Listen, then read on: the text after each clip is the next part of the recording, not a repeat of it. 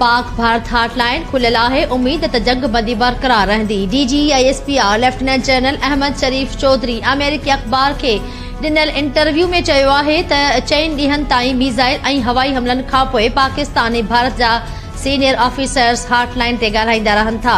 इन लाइ उम्मीद आहे त सरहद ते अमन बरक़रार रहंदो।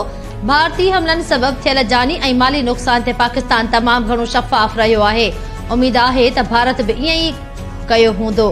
तुर्क न्यूज़ एजेंसी सां ॻाल्हाईंदे DG ISPR चयो त भारत अमेरिका या इसराइल नाहे ऐं पाकिस्तान अफगानिस्तान या फ़लस्तीन नाहे। भारत जेतिरो जल्द समझी वञे उहो इलाक़ाई ऐं आलमी अमन लाइ सुठो हूंदो।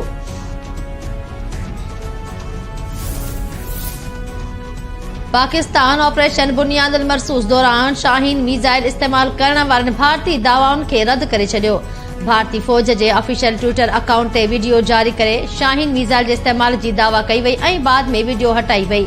परॾेही तर्जुमान चयो त अफ़सोस सां चवणो पइजी रहियो आहे त अञा बि भारतीय मीडिया जे कुझु इदारनि इन कूड़ी मुहिम खे जारी रखियो आहे। भारतीय फौज ऑफिशियल अकाउंट ते अञा ताईं ग़लत पोस्ट बाबति का बि वज़ाहत या तर्दीद जारी नाहे कई। मन घड़त इल्ज़ाम भारत जे ऑपरेशन सिंदूर जी नाकामीअ तां अवामी ध्यान हटाइण जी मुनज़्ज़म कोशिश जो हिस्सो आहे।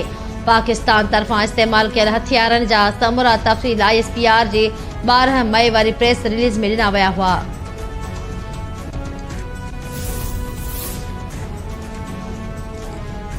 सेनेट में अपोज़िशन आलमी बिरादरी आॾो भारतीय जारहियत खे वाइखो करण लाइ परॾेह वेंदड़ वफ़द में नुमाइंदगी न मिलण ते एतिराज़ वारे छॾियो।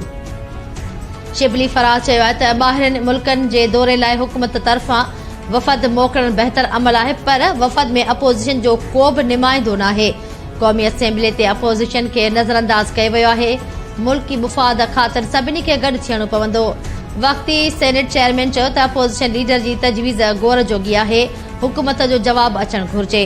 कानून वारे वज़ीर आज़म नज़ीर तार जवाब ॾींदे चयो त फ़िलहाल हुकूमती वफ़द परॾेह वञे पियो, इन में अपोज़िशन खे शामिल नथो करे सघिजे।